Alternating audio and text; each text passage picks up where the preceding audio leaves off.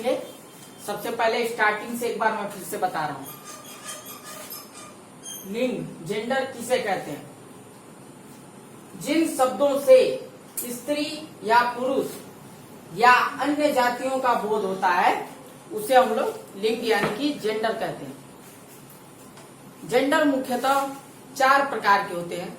There are 4 kinds of gender, लिखा हुआ है बोर्ड पे। फर्स्ट होता है हम लोग का मैस्कुलिन जेंडर। क्या होता है? Masculine gender. सेकंड होता है फेमिनिन जेंडर और थर्ड होता है common gender and fourth number पे आता है न्यूट्रल जेंडर। और हम लोग इसकी परिभाषाओं को समझेंगे। सबसे पहले हम लोग जेंडर को समझ चुके हैं। जिन शब्दों से स्त्री, पुरुष या अन्य जातियों का बोध होता है उसे हम लोग क्या कहते हैं? ऑब्वियसली जेंडर कहते हैं, लिंग कहते हैं हिंदी में, ठीक। और ये 4 प्रकार के होते हैं। पहला होता है पुल्लिंग यानी कि मैस्कुलिन जेंडर। अब हम लोग मैस्कुलिन जेंडर को समझेंगे। तो मैस्कुलिन जेंडर क्या होता है कि जिन शब्दों से पुरुष जाति का बोध होता है। अब पुरुष क्या मतलब मनुष्य में जो मानव में जो मनुष्य होते हैं पुरुष, उन्हीं को पुरुष जाति कहा जाता है। यानी कि boys, man, not girl, not women, न लड़की और न ही औरत, केवल आदमी और लड़के और जो भी लोग हैं जो मेल हैं उनको हम लोग मैस्कुलिन जेंडर यानी कि पुल्लिंग कहते हैं। सेकंड हमारा है स्त्रीलिंग यानी कि फेमिनाइन जेंडर। फेमिनाइन जेंडर में हम लोग देखेंगे कि जिन शब्दों से स्त्री जाति का बोध होता है, क्योंकि यहाँ हिंदी में लिखा हुआ है स्त्रीलिंग। देखिए हिंदी को जान गए, परिभाषा आराम से बना लिए। यहाँ पे देखिए पुल्लिंग लिखा है यानी कि जिन शब्दों से पुरुष जाति का बोध होता है। हम लोग यहाँ लिख सकते हैं परिभाषा, जिन शब्दों से पुरुष जाति का बोध होता है उसे हम लोग पुल्लिंग कहते हैं। यहाँ पे स्त्रीलिंग है तो इसको हम लोग कह सकते हैं जिन शब्दों से स्त्री जाति का बोध होता है उसे स्त्रीलिंग कहते हैं। कह सकते हैं सभी लोग, कह सकते हो, सब लोग कह सकते हो। जिन शब्दों से स्त्री जाति का बोध होता है उसे स्त्रीलिंग कहेंगे, क्योंकि इसके साथ स्त्रीलिंग लिखा हुआ है ना, ठीक। अब यहाँ देखो पुल्लिंग लिखा हुआ है तो यहाँ पे जिन शब्दों से पुरुष जाति का बोध होता है उसे हम लोग क्या कहते हैं? पुल्लिंग कहते हैं। समझ में आया दोनों चीजें, मैस्कुलिन और फेमिनाइन समझ में आया सबको। अब हम लोग देखेंगे थर्ड उभयनिष्ठ यानी कि कॉमन जेंडर। उभयलिंग, सॉरी उभयनिष्ठ मैंने बोल दिया।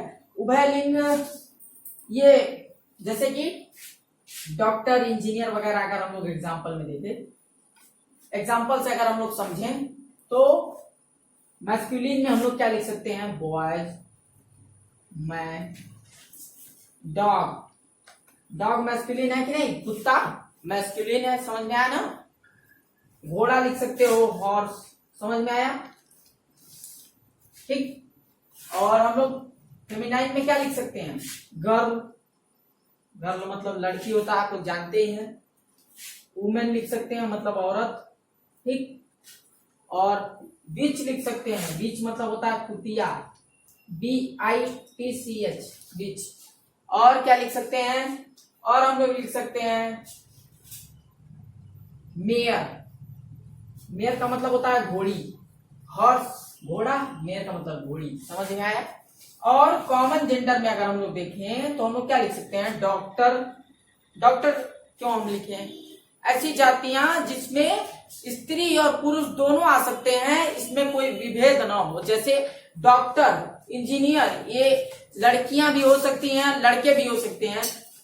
लड़कियों को भी हम लोग इंजीनियर के नाम के साथ बुला सकते हैं अगर उसने इंजीनियरिंग की है, और अगर लड़के ने इंजीनियरिंग की है तो उसको भी हम इंजीनियर के नाम से बुला सकते हैं। जैसे नाम हो रितेश इंजीनियर है तो हम लोग क्या कह सकते हैं?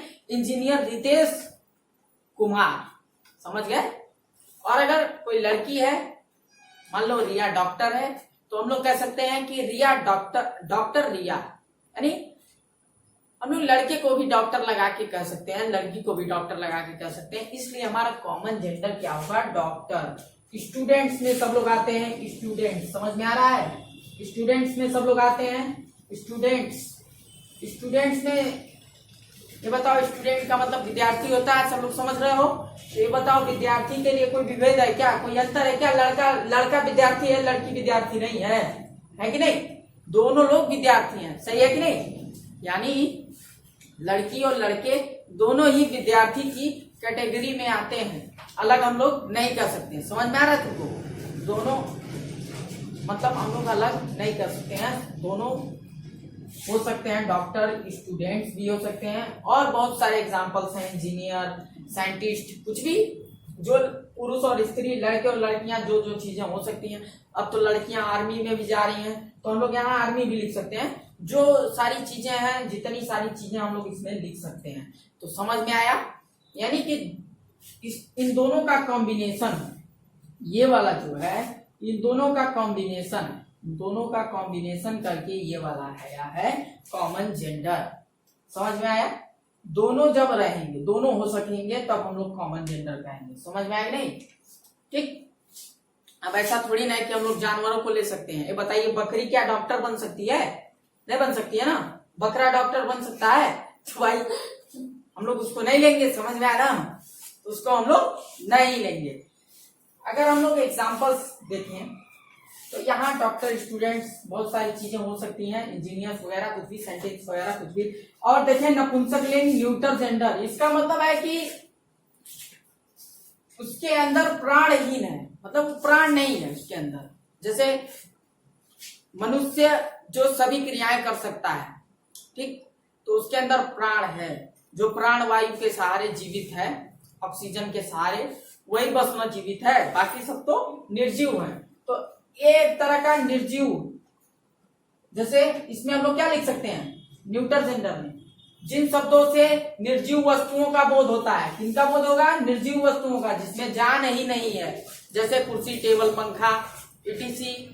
इसको भी हम लोग कह सकते हैं इंक, मार्कर वगैरह, कुछ भी जिसमें प्राण ही ना हो, यानी कि वो बिना जान का चीज हो। जैसे कि मेरे इशारे पे काम कर रहा है, ठीक।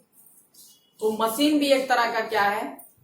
न्यूटर जेंडर ही है। कंप्यूटर क्या है? न्यूटर जेंडर है। कंप्यूटर भी एक न्यूटर जेंडर है, क्योंकि जब तक हम लोग कमांड नहीं देंगे, क्या अपने आप काम करेगा? वो अपने आप काम नहीं करेगा। हम लोग चलाते हैं तभी तो चलता है। स्लीप करेंगे, स्लीप होगा, शट डाउन करेंगे, शट डाउन होगा, रीस्टार्ट करेंगे, रीस्टार्ट होगा कि नहीं? अपने आप होता है क्या? नहीं होता है अपने आप। तो कंप्यूटर भी, पंखा, TV, bike, car, Maruti, tractor, सब क्या है?